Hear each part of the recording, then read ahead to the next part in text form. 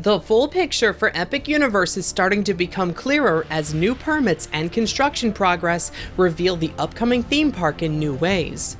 Permit drawings show us what structures may look like once completed, trademarks seem to confirm ride names, and dramatic progress is being made around the site, including new structures that are just getting started.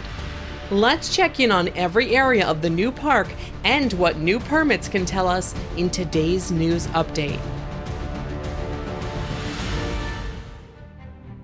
Starting today's update in Dark Universe, the land we believe will be based on Universal monsters, there have been several more trademark applications filed that may be related to this land. A new trademark term, which could be related to one of the land's retail locations, is Pretorius' Scientific Oddities. Dr. Pretorius is a character from The Bride of Frankenstein, and this trademark is for use as a retail store. Permits describe another retail location as part of the exit for the main ride. A recent trademark for the Manor Storehouse may be related to this retail location, as the facade for the main ride is a large Gothic manor. The most exciting of the newly registered trademarks is likely for the land's main ride. The trademark application is for the term Monsters Unchained: The Frankenstein Experiment. This ride is expected to be an indoor tracked attraction utilizing KUKA arm technology, similar to Harry Potter and the Forbidden Journey at Islands of Adventure. It is rumored to feature all of the Universal monsters, but begin inside of Dr. Frankenstein's lab, so the name seems fitting. Another new trademark is for the term DeLacy's, which may be for the name for the cottage-like structure located near the main ride. Permits refer to this as a snack stand, and DeLacy is the name of a character from the original Frankenstein story who happens to live in a cottage in the forest, which this kiosk may be themed after. The other ride for the Dark Universe land will be a spinning roller coaster. This attraction is expected to be named Curse of the Werewolf, a term that was trademarked earlier this year. Many trees have been planted near the center of this roller coaster attraction in recent weeks. This barn structure is where we expect the ride to feature a swing launch that will send coaster trains zooming back and forth multiple times. There are two main dining locations being built within the Dark Universe land, but so far we've only seen one trademark that may be related. The Burning Blade Tavern is expected to be the name of a windmill-themed restaurant located at the back of the land. The framing for the windmill itself has taken shape atop the restaurant's building. We can see that the brickwork around the right side has been painted, around number 1, which is an outdoor covered seating area, and number 2, which is a simulated hillside, which may act like a giant planter. Just checking in quickly at work happening over at the park's new Wizarding World land, exciting things are happening near the land's entrance. First, the entry arch that frames the land's main street is being enclosed.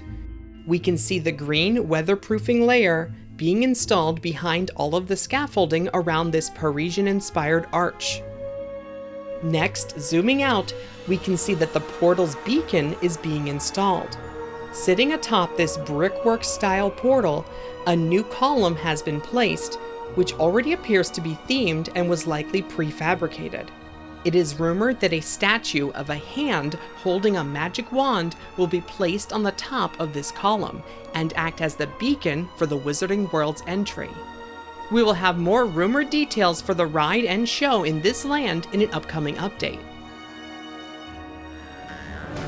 Since our last update at How to Train Your Dragon Isle of Berk, the second dragon has been installed on the counterweight end of the other Skyfly ride. As we had suspected, this dragon is red, meaning the dual Skyfly flat rides will feature both a blue and a red dragon. For now, the arms of the Skyfly rides have been tied down to their bases to keep them from moving. Footers for the backdrop to this attraction can be seen on either side of the coaster track behind these two spinner rides, shown at number 3 in this photo. This should create somewhat of a tunnel for the coaster while also acting as the background for the Skyfly rides. Nearby is an electrical building related to the roller coaster attraction, seen here with the shadow of a dragon on its side. In front of this building is a smaller structure which permits describe as a food stand. The ordering window and support kitchen are on the left. The section on the right side will be what permits show as a Coke freestyle station with self-serve freestyle machines in the front. Pavement work continues for the land's main pathways around the entry lagoon. Workers can be seen smoothing out the concrete here, giving scale to the massive statues within the lagoon nearby. The coaster station building has received more mismatched wood planks now along the sides, as well as additional framing along the side facing the attraction's queue. Just like the spinning coaster at Dark Universe, trees are being planted around this roller coaster as well. A roof is forming over the top of the coaster's first launch. The coaster's other launch, located later on the ride, is receiving a lot more rockwork theming. The back half of the work is now covered in scrims and scaffolding, but rockwork can be seen taking shape in front of the coaster track here. This scenic work will act as a backdrop to the land's play area, which is being built in the foreground. Extensive rockwork is also being installed along the back of this structure, which permits call a candy shop. Footers along the top of this structure may mean that large scenic elements are yet to be installed, likely continuing the rockwork theming from its backside. Similar attachments can be seen atop the land's large dining location, called the Mead Hall in permits. A new permit gives us a rendering of what this rumored mountain will look like once installed atop the structure. Some theming elements are omitted from this image, but we can start to get an idea of what the final product will look like. Connections for hillside-style theming have been attached to the walls of the Mead Hall structure, and here is how they look in the permit image. Mesh pieces are already being installed now along the other side.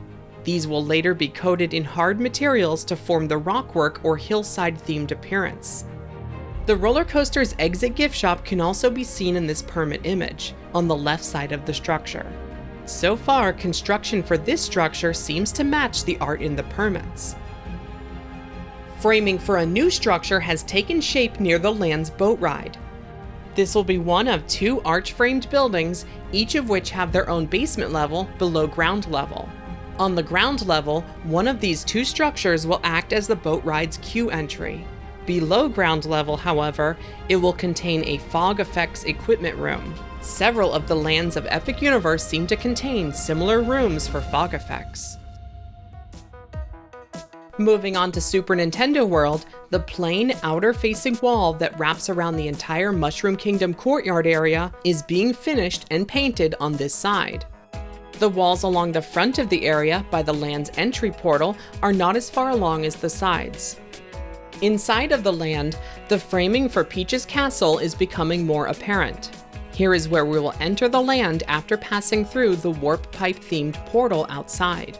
A wall is now enclosing the mysterious area beneath Peach's castle. As Epic Universe's version of Super Nintendo World is slightly larger than the original version in Japan, this is one of the areas with additional space.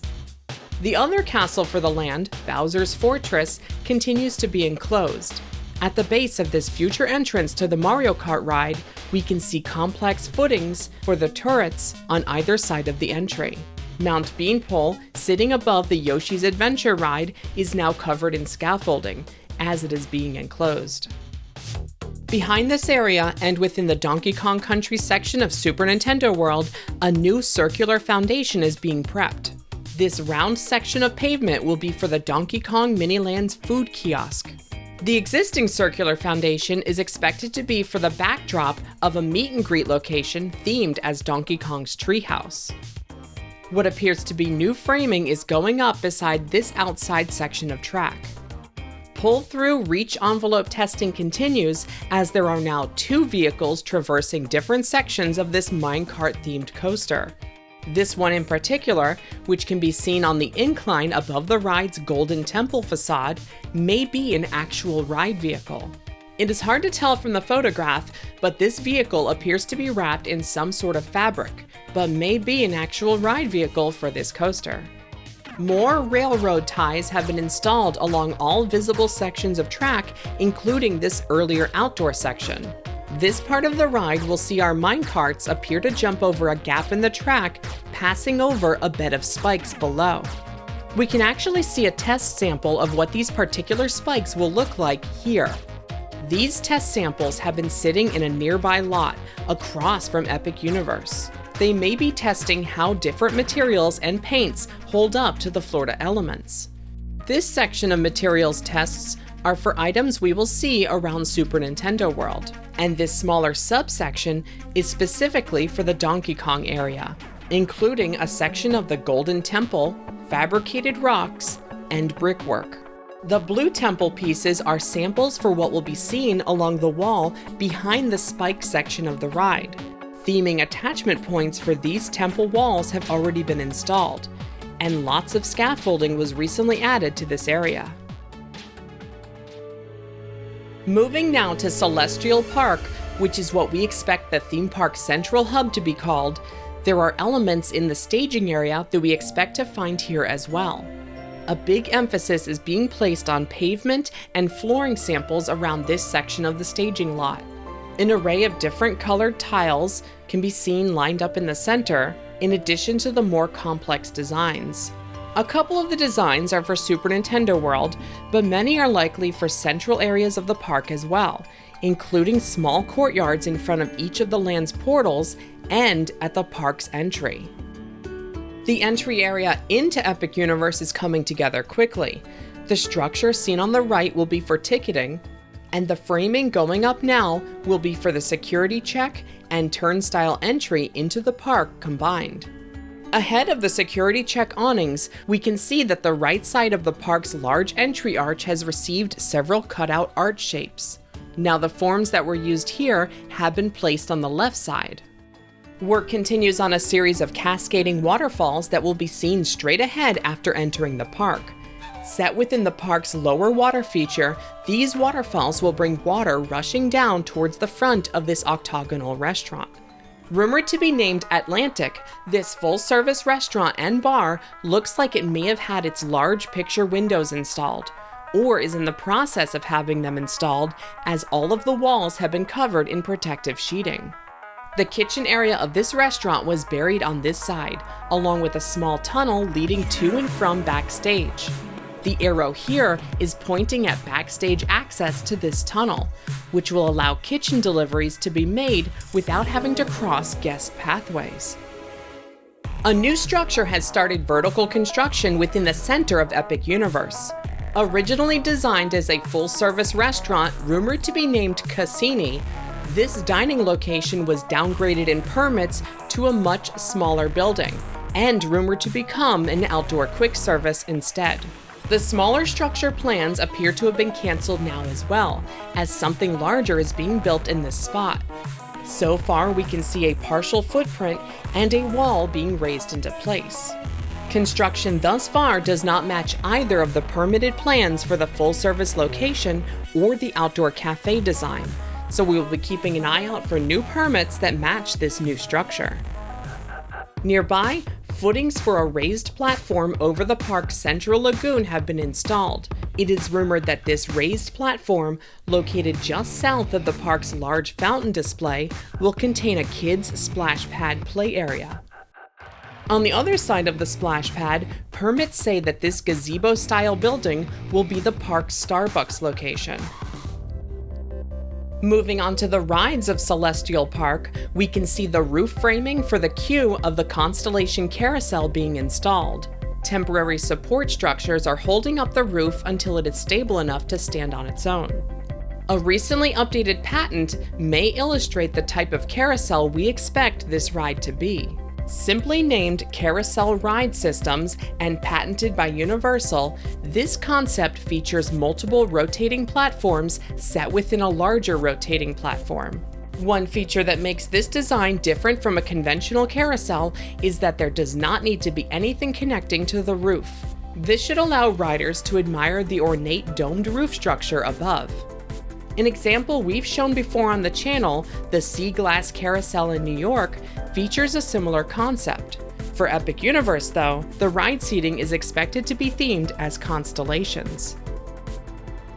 Starfall Racers, the park's dual-track roller coaster, continues to receive landscaping around the back half of the ride, making it the third coaster we've looked at today with trees popping up around it.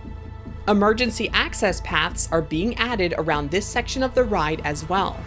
A wall can be seen at number 1 in this photo, within the water feature beneath the coaster's decorative icon.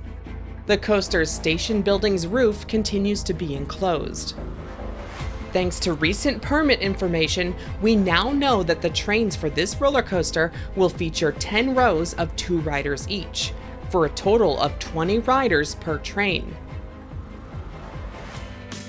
Work continues to add more floors to the 500-room hotel at the back of the park. We can see rounded features along the theme park-facing side of the structure here. Looking around to the other side of the hotel, which is where guests will enter, this arrow is pointing at where the hotel's front entrance may be located. The hotel's parking garage looks to be complete, also located on the side opposite the park. Jumping across the street from Epic Universe, the 2 750-room hotels being built in front of the park are making quick progress. The one on the left is still receiving its walls, which can be seen at the arrows in this photo, staged and ready to be installed. The hotel on the right is further ahead, as work on its pool continues. Zooming out, we can see that a tad more of those colorful reflective tiles have been installed along the back side of this hotel. What may be some sort of mosaic-style abstract design is starting to become clear, as each of these tiles are installed one by one. From this angle, we can see how reflective these tiles really are. There are multiple color combinations that can already be seen in different segments along the building, but there is still a long ways to go. Zooming in, we can see single clear tiles placed seemingly randomly throughout. These tiles contain wiring that may be used for some sort of light installations. And as we wrap up today's update, one final milestone worth noting is that the road to Epic Universe has received its street sign. Epic Boulevard is officially the name of the road that we will take to get to Epic Universe. That's going to wrap it up for this update, but a huge thank you to BioReconstruct for the amazing aerial photographs. You can follow him on social media for more theme park photos. Be sure to leave a like on this video and comment if you're enjoying our coverage of the new park. And make sure you're subscribed to never miss an update. For even more information, as well as behind-the-scenes posts, your name in the credits, and more, consider joining our Patreon to support what we do. Patreon.com/themeparkstop. Thanks for watching. See you next time.